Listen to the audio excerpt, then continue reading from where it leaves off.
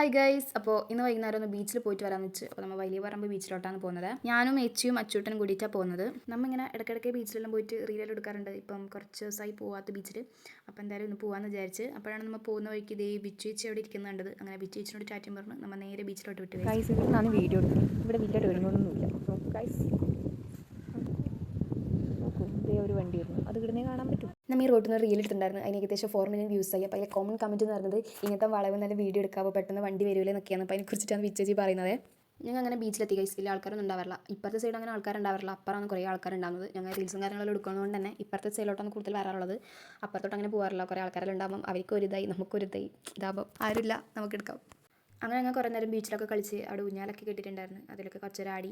പിന്നെ അച്ചൂടിനിടയ്ക്ക് ഓരോരോ സാധനങ്ങൾ കൊണ്ട് വരണ്ടായിരുന്നു. ഇത് എടുത്തോട്ടെ, വീട്ടിൽ കൊണ്ടുപോയിക്കോട്ടെ എന്ന് വെച്ചിട്ട്. പിന്നെ എടുക്കണ്ടെന്ന് പറയുമ്പം എടുക്കാനുള്ള ത്വര കൂടുന്നുണ്ട്. ഞാൻ പറഞ്ഞു എടുത്തോ എന്ന് പറഞ്ഞു.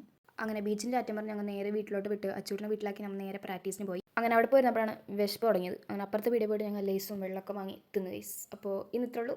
Okay, by.